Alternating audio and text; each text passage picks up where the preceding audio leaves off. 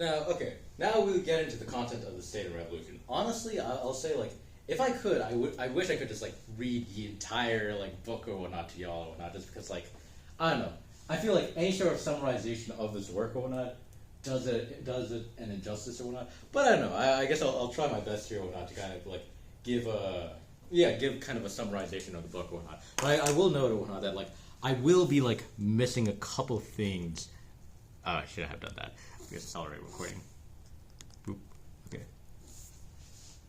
Yeah. I will say I will be missing just a couple of things or whatnot from the work or whatnot, just because unfortunately, like, I guess it's just I want to be able to cover everything. To be exact, the thing that I'm going to be missing or whatnot, and unfortunately it's the most important thing or whatnot, is the thing that I'm going to be missing or whatnot is the fact that everything that Lenin is saying here, the reason why he's saying this or whatnot is to critique the opportunist or whatnot, or to critique Kotsky or whatnot, and just, the opportunist tendency or whatnot, right? The whole reason why for this whole, like, the whole crisis of Marxism or whatnot is this crisis of opportunism or whatnot, right? Within Marxism or whatnot, right? Or this whole, in some sense, disintegration of Marxism or whatnot, right? Or this whole, contradiction in Marxism or whatnot, right? The reason why Lenin's publishing The State and Revolution or whatnot is in response or whatnot to basically all these revisionist or opportunist or whatnot understandings of Marxism on the state or whatnot. But I'm just letting everyone know that or whatnot out of the way or whatnot, just to say unfortunately I'll be skipping that because I'm hoping that by covering that or whatnot I get at the point of why Lenin is doing this. But I'm going to be talking about, or in some sense, Lenin's understanding, Lenin's recovery or whatnot of the Marxist theory of the state, of the task of the proletariat in the revolution, and then what withering away means in Marxism, or in some sense, how the history Marxism sees or whatnot in the development to a communist society or whatnot, right? So let's begin with the Marxist theory of the state. So for Marxists, the state is a product of the irreconcilability of class antagonisms or whatnot, right? What does this mean or whatnot, right? So so Marxists understand that the state or whatnot, right, or the state emerges due to the irreconcilability of class antagonisms, but also the very existence of a state proves the irreconcilability of class antagonisms.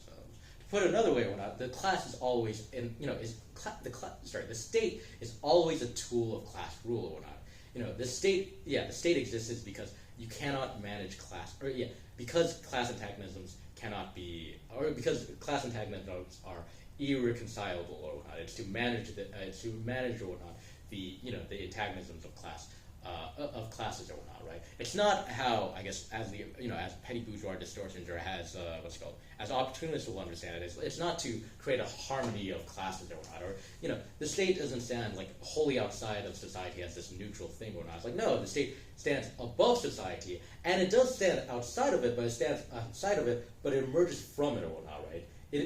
A state is at the end of the day a class state or whatnot, and I want to repeat that again. A state is a class state or whatnot, right? It is a tool of class power or whatnot, right? So let's expand on this more. So the state is a product of the irreconcilability of class antagonisms, which also means that the state composes of special bodies of armed men, prisons, basically this public power or whatnot that's distinct from, this public power that's distinct from society or whatnot, right? Because the state or whatnot is a power which arises from society but places itself above it and alienates itself from it more and more or whatnot, right? It should be noted here or whatnot that the capitalist state or whatnot is unique or whatnot, in the sense that the state or a class state or whatnot is unique or whatnot, in the sense that let's be clear here or whatnot, right? The police force, the prisons or whatnot, these haven't always existed or whatnot. These are a modern thing or whatnot, right? Or these came into being or whatnot with the advent of capitalism or whatnot, right? Because before in feudal society or whatnot, you wouldn't have prisons or whatnot, right? Or you wouldn't have these mass prisons or whatnot as we understand them or whatnot, right? Or you wouldn't have you wouldn't have these sorry, like I guess to back up, like for example, if you look at like the early days of America, or whatnot, America didn't have a police force, or whatnot. It had an armed population, or whatnot. And I'm gonna repeat that again. It didn't have a police force. It had an armed population. The people were armed, or whatnot, right? But you didn't need, in some sense, you didn't need what's it called. You didn't need special bodies of armed men, or whatnot, right? Who, in some sense, were hired by the state and have these certain privileges or whatnot, right? That keep them, or that give them this sort of authority over others or whatnot. That keep them this kind of special position or whatnot as being above and different from society or whatnot, right? This is a very unique thing. So it's like, so the state or whatnot is a special body of armed men or whatnot, right? Let's see. I want to think if there's anything else I want to note there. I guess, and it's like, how do you maintain these special body, with these two definitions, I guess, third definition of the state or not, the state or not is an instrument for the exploitation of the oppressed classes or not. That is, the state or not exists or not to maintain control over the population or whatnot, right? And it maintains a special public power or whatnot, right? Through taxes and state loans or whatnot, right? What it places officials above society or not is through the state or whatnot, right? Because, the state or whatnot, the state serves or whatnot to be this, or the state serves to be this or the state holds a monopoly of violence or whatnot, right? Over the population or whatnot. It is the only, thing in society, or is the only instrument in society that is able and allowed to use violence or whatnot. And it uses violence or whatnot towards the interest of capital or whatnot, or towards the interest of bourgeoisie or whatnot, right? It's an instrument to maintain the exploitation of the oppressed classes, to make sure that the workers are kept down or whatnot, right? To make sure or whatnot that, the peasants, the workers, those who are exploited or whatnot, don't rise up or whatnot against those, above them or against the oppressors or whatnot, right? It is a force of class rule or whatnot, right? This leads to a very important point, which is, if this is the Marxist definition of the state, then what is the Marxist theory of the state? That is, what is, if this is the Marxist definition of the state or not, what is the Marxist theory of the state? That is, why, how do Marxists see themselves as using the state or not, right? So for Marxists or not, right? For Marxists or not, their theory, the Marxist theory of the state or not, is the dictatorship of the proletariat. That is, the dictatorship of the proletariat or not is the proletariat. I'm trying to remember the exact wording. The dictatorship of the proletariat or not is the proletariat organized as the ruling class or not, right? That's a very interesting definition. The proletariat organized as the ruling class or not, right? So the Marxist conception of the state is that, I want to hold off the withering away till the end or whatnot. So I'm sorry. I'm trying to think of how to explain this or whatnot without jumping ahead or whatnot, right? Okay, well I guess So the Marxist theory of the state is the dictatorship of the proletariat. The idea of the dictatorship of the proletariat is the proletariat organized as the ruling class or whatnot, right? And the idea there or whatnot is that. I guess I have to talk about the withering away in a second or whatnot. But the idea there or whatnot is that for Marxists or whatnot, right, all previous revolutions in the past perfected the state machine or whatnot, right, and then took the state machine over. Marx's point is that for the proletariat or whatnot, the proletariat cannot just take up the ready-made state or whatnot. In fact, no, the proletariat must, abolish the bourgeois state or abolish the existing state to establish a proletarian state or whatnot, right? It must abolish the bourgeois state or the dictatorship of the bourgeoisie or whatnot to establish a workers' state or the dictatorship of the proletariat or whatnot, right? The idea there or whatnot is that the dictator, but here's the strange thing, because the proletariat is the majority class. In all of prior history or whatnot, right, the class that took power or whatnot was always a minority or whatnot, right? And it was always a minority suppressing a majority or whatnot, right? The idea of a proletariat, or the idea of a majority class taking power or whatnot, right, and using that state or whatnot, means that the state would immediately wither away, because in some sense, the state, who is the state suppressing? The state is suppressing the minority or whatnot. The state is suppressing or whatnot those who wish to, or those who want to exploit or whatnot, right? If the capitalist state or whatnot is this, is suppressing or whatnot, right, or is maintaining exploitation, then the proletarian state or whatnot is trying to abolish exploitation or whatnot, right? So it's like, when you have this state that serves the majority or serves the interests of society or whatnot, in some sense it starts to cease to be a state or whatnot. It starts to be superfluous or whatnot, because it actually represents the interest of society or whatnot, right? So the dictatorship of the proletariat or whatnot, or the workers' state or whatnot, right, or the rule of the proletariat or whatnot, or the proletariat as the ruling class or whatnot, is is this is the state that's withering away from itself. Why is that? Because when the proletariat seizes power, what it does is the proletariat seizes power to abolish itself as a class. And if the proletariat abolishes itself as a class, if the producers themselves abolish themselves as a class, what they're also doing is abolishing all classes hitherto. This is historically unique. This is why, in some sense, capitalism is one, a historically unique problem, and two, why socialist revolution would be a first in history and not in some sense just a continuity It is the first time where you're having the actual abolition of all classes or whatnot, right? Let's see. Yeah, the dictatorship of the proletariat. And also I guess I should note that the dictatorship of the proletariat or whatnot. And I really want to emphasize this point, which is the dictatorship of the proletariat or whatnot should not be understood in some sense as like as an end goal or whatnot. No, it's a means or whatnot, right? The dictatorship of the proletariat or whatnot is not communism. It's not even socialism yet or whatnot. The dictatorship of the proletariat is the proletariat It's a proletariat taking up and managing capitalism or whatnot to abolish capitalism or whatnot, right? So the dictatorship of the proletariat is only a transitional thing or whatnot. It's only a transitional program.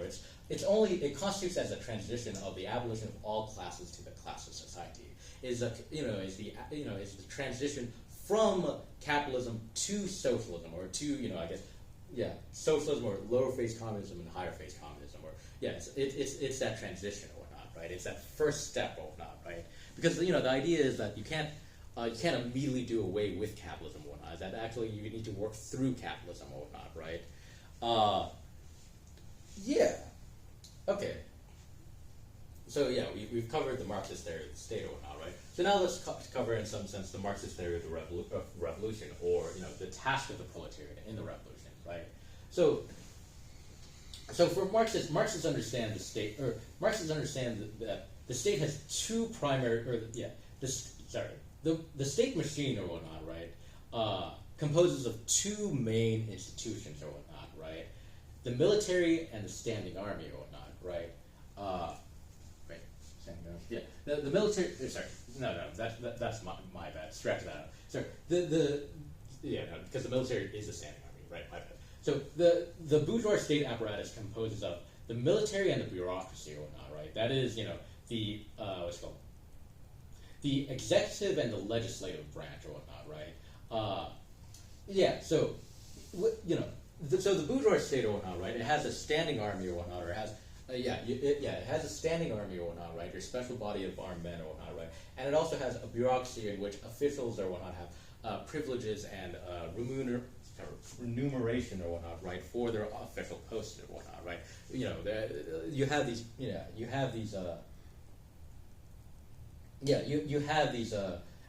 functions or whatnot of class rule of you have these functions of class rule or whatnot, right? So the proletarian task or whatnot, right, in some sense, smashing the bourgeois state and replacing it with a proletarian state or whatnot is, in some sense,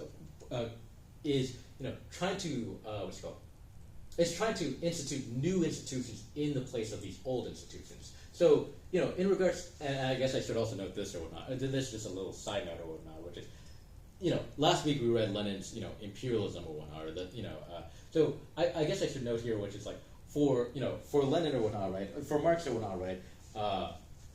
The two apparatuses of the two apparatuses or whatnot, or the two main institutions of the state apparatus or whatnot was the military and bureaucracy. And Lenin points out or whatnot that in imperialism or whatnot, right?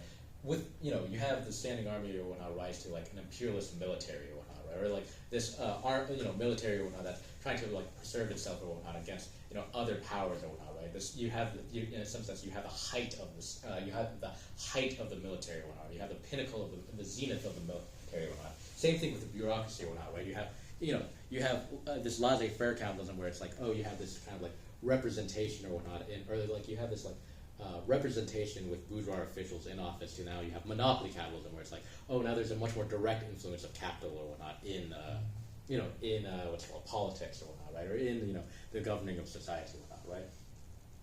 So Lenin says like, in smashing the bourgeois state apparatus or whatnot, the proletariat or whatnot is to replace it or whatnot, right, with its own institutions. It's to, in some sense, it is to disband the standing army or whatnot, right, the special body of armed men, and replace it with the armed population, or in some sense, arm the people or whatnot, right? So this is very different from an idea of a military, because it's like, now you have an armed populace or whatnot, right? So you have people or whatnot, or you have, a people's militia or whatnot, right?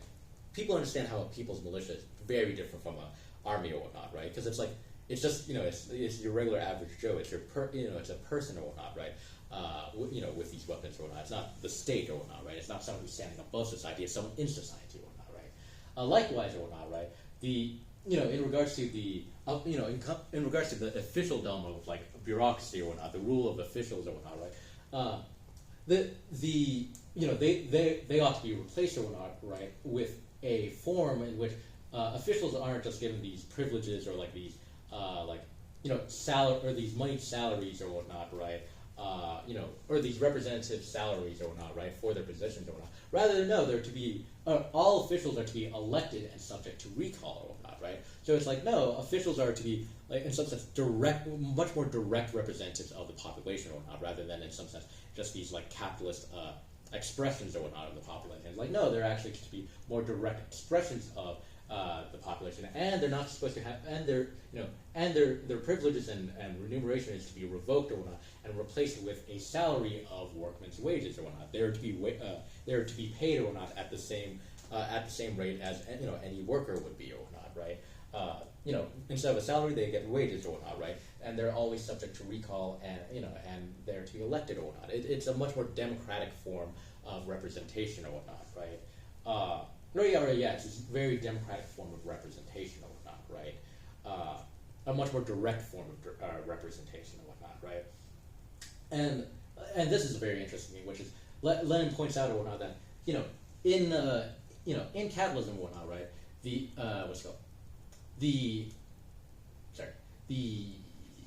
legislative and the executive branch or whatnot stand as two different functions or whatnot. Stand as two different branches in government or whatnot, right? Lenin makes the point that in a worker state or whatnot, this kind of, well, I'll call it a contradiction, but these two antinomies of the legislative and the executive branch or whatnot is to be overcome with a working body or whatnot, right? That is that both of these branches or whatnot are to be constituted by a working populace, and also it's not to be this thing that is like it's to function or whatnot as if it's just like a regular job or whatnot. It serves as a working body. It serves in the interest of society. It serves for production, or it's something that is part of production or whatnot, rather than something that's outside of production or whatnot, right? The task of revolution or whatnot is to smash the state or whatnot, right? And here's where we're going to get into the most interesting part of the lecture or whatnot, which is this part. I'm actually going to end this part, and then because we're going to spend a lot of time with this, the withering away of the state or whatnot, right? Or in some sense, the Marxist conceptualization of the transition into communism.